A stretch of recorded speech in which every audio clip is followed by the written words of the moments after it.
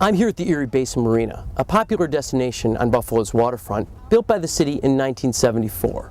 Over the past 2 years, the city has borrowed nearly $2 million for capital improvements at the marina, which includes the Hatch restaurant. To make sure the city was getting the proper return on its investment, Comptroller Schroeder decided to look into the revenue generated by this city asset. His audit found that Brand-On Services, the company hired to run the marina, owes the city nearly $350,000 after underpaying its rent in each of the past 5 years. The contract with Brand-On Services requires the vendor to pay the city a percentage of revenue generated from sales at the marina for things such as food, gas, and slip rentals. The audit found that more than $164,000 worth of food sales went unreported to the city, and that more than 20,000 gallons of gas is completely unaccounted for. Over the past 4 decades, the city has made some significant investments in the Erie Basin Marina. Now, Mark, you wanted to ensure that taxpayers were getting their money's worth. Especially because I know the history of this, Patrick. In 1974, this is what I would call a legacy project. It began with then Mayor Stanley Makowski and his vision that there would be public access here at the Erie Basin Marina, but it also would spur development, mixed use development all around the Erie Basin Marina. And then in 1977, Mayor Jimmy Griffin embraced the Erie Basin Marina. And in my view, this really is the beginning of the great work that Congressman Brian Higgins is doing now around the water's edge. This was the foundation. And so I believe it's very important that we do everything we can to protect the citizens of Buffalo by making sure the vendors who are hired through a process are doing the right thing and giving the correct revenues back to the city of Buffalo. Now, I mentioned the gas that was unaccounted for. Brand-On's fuel supplier told city auditors that it had provided them with 383,000 gallons worth of gas. Yet Brand-On told the city that they only sold 363,000. Yeah. You want to know what happened to that other 20,000 gallons of gas? Of course, but it's very telling that the Brand-On suppliers told our auditors what the real amount is. And so, therefore, of course, we want to know what happened to the other 20,000 gallons. And there's a lot of implications to that. And so it's an important question. We raised it through the audit, and we believe there are going to be several sources coming forward to be able to help answer, what happened to that missing gasoline. Now, not only was gasoline missing, but they also underpaid on the gas that they did report to the city. They were supposed to give the city 10% of gas sales. They were only giving the city 10 cents a gallon, which is roughly a quarter what the city was entitled to. Yeah, this again is very problematic because if you read the contract, it's very clear that the stipulation was 10%. Not 10 cents per gallon. And quite frankly, Patrick, the only authority that can really amend the contract is the Buffalo Common Council. And through our audit process, there is no indication at all that that ever took place. Now, a similar situation happened with food sales at the Hatch restaurant. $164,000 worth of food sales went completely unreported, and again, the sales that were reported were done at the wrong percentage calculation. Yeah, this is something that's very, very troubling. There are several areas of revenue sources that come in to the city that were under what we really should be having.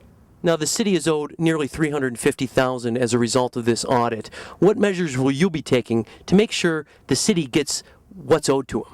Well, what we've done was we've been very clear. We've been clear in the audit. We've been clear in the press conference that we had last week that we have an understanding that the Commissioner of Public Works will invoice the vendor, Brand-On Services, for the appropriate amount, and it's approximately $343,000. We feel in the different areas of the audit, having to do with food, having to do with fuel, having to do with all the different aspects, that they underreported and underpaid the city of Buffalo, and we feel that it's very, very important for us to get the money back. Now, this vendor also operates the City Hall cafeteria and operates a marina for New York Power Authority across the river and Clinton's Dish and Canal Side. What have you done about these other vendor operations this vendor has? Well, we only have authority, a standing within the city of Buffalo. However, as a courtesy, we have alerted the other entities who have a contract with Brand-On Services that we're troubled by their work. We're troubled by them cheating the citizens of the city of Buffalo, and we wanted to give them a heads up so that they can begin to maybe look at their own books to see if there's anything that's concerning to them. Now, there might be some potential and possible criminal wrongdoing as a part of this audit. Who else have you alerted to the findings of what your audit department found out? Yeah, that's a good question. A couple of days ago, I paid a visit to the mayor of the city of Buffalo and suggested that it probably would be a good idea for an investigation with the Attorney General and or the U.S. Attorney General and or the district attorney, or all three. And I asked the mayor if he would like to join me in petitioning those law enforcement agencies to take a look at this audit, and he's agreed. And so we will be sending a letter to the different law enforcement agencies, giving them the audit and some of our concerns in a cover letter signed by me and by the mayor of the city of Buffalo. Now, this isn't the first audit on the Erie Basin Marina. There were two audits completed before your time as comptroller, one in 2009 and one in 2005. Yeah, and that is what's most troubling to me, Patrick, because in 2005, I just would like to read one quote, which was in the audit. Now, this is a previous comptroller, and it is, quote, "The lack of controls around the register allows for the possibility of understated revenues. Furthermore, the city cannot be sure that is getting the correct share of revenue." So this isn't like this is something that's just happened within the last year or so. And then in 2009, during that audit by a previous comptroller, quote, the audit said, "As a result of our audit, we have serious concerns regarding the management of the Erie Basin Marina." So in my view, back in 2009, they should have fired him. So we wouldn't be in a situation where they owe $350,000 to the citizens of Buffalo. There's some other things that were in the audit, one of which was changes in the contract without proper approval. And so I mentioned that earlier. The only one who can change anything in a contract is the Common Council. That has not been done. And then finally, in the audit of 2009, it suggested that there were major deficiencies in food, in boat launching, boat slip rentals, fuel sales, and maintaining an up-to-date slip renter's registration. I mean, what else is there? So that means everything that they were doing was deficient. So what does that mean? Fire them. And so I think because of this audit, we have been successful, and that the city administration is saying they are going through an RFP process immediately to find a new vendor, perhaps vendors, 2 or 3 vendors. One to operate the fuel sales, one to operate the restaurant, and one to operate the marina, for instance. Absolutely. And then finally, so what lesson do I learn from the audit of 2005? What lesson do I learn as comptroller of the city of Buffalo from the audit of 2009? The lesson I learned, this will never happen again. I have instituted in the comptroller's office what I call anniversary audits. That means every year, on the anniversary date of the audit that we've done, we are going to check, and we are going to go back to whoever the source is, whether it's the Commissioner of Public Works, whether it's the Common Council, to say, hey, listen, you have the power to do something here, or whether it's writing a press release and letting everybody know that there's no progress made, and the audit report that we did is sitting in a bookcase somewhere. We're not going to allow it. We're not going to be in a situation where 4 or 5 years later we're coming back and we say, oh, woe is us, we're owed $353,000. We've got a responsibility to do something about it, and we will, starting now. And you're not even waiting for the first anniversary. You're already looking into some suspicious overtime. Now, the operator of Brandon, the operations director, is a former city employee. His wife is the president of Brandon. Their son is a current Department of Public Works employee. Last year, he made more than $42,000 worth of overtime. And this year, in only 9 months, he's already going to eclipse that because he's already got $36,000 in overtime in just 9 months. Yeah. Your office is looking into this, and you've requested timesheets for his work, both in the city of Buffalo and to see if he's had a role with Brandon Services here at the marina. Yeah, that's precisely correct. And so, overtime isn't really central. Overtime pay isn't really central to this audit. And unfortunately, overtime is a reality in many municipalities, just not Buffalo.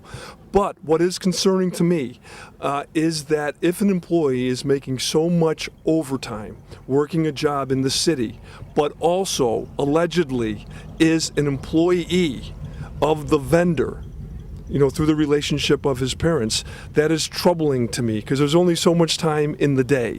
And so one of the reasons why we're asking for timesheets from both the city of Buffalo and from Brandon Services to see if there is any situation where the citizens of Buffalo are getting a no-show for work each day because he may have responsibilities with the Erie Basin Marina. Timesheets would tell.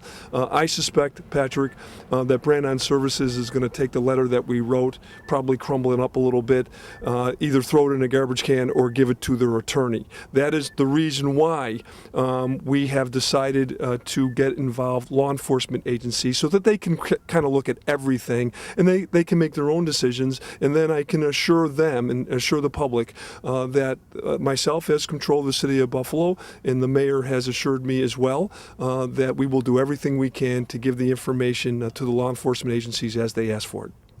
Now, when you first became Comptroller, you were required to submit an audit plan to the Common Council. In that audit plan, you said you're going to be looking at sources of revenue and expenditures. Really, this audit encapsulates both because of the city's significant investment into this Erie Basin Marina with nearly $2 million in capital expenditures, and also the revenue generated by the Erie Basin Marina, which apparently, as from this audit, is not enough revenue. Right. That's exactly right. And going back to the prelude when we first started, and I talked about the legacy project of Mayor Mikowski and Mayor Griffin. Back in those days, in 1974, the mayors infused $9 million initially and then more money. And then, of course, you referenced that $2 million just recently is going into renovating the hatch. That's a lot of money on the expenditure side. On the revenue side, when they are shortchanging us, that's a real concern. And I think what this is now, this is a message to all vendors who are operating, whether in the city limits or beyond, or within the other jurisdictions of the New York Power Authority or the Canal Corporation, that they had better be honest, they had better work by the book, they better incorporate best practices, or people like me, controllers and others, are going to begin to investigate, because this is our responsibility to make sure that the citizens of Buffalo get the revenues they deserve for their waterfront. Thanks, Mark, for joining us. Thank you for joining us on Comptroller's Corner.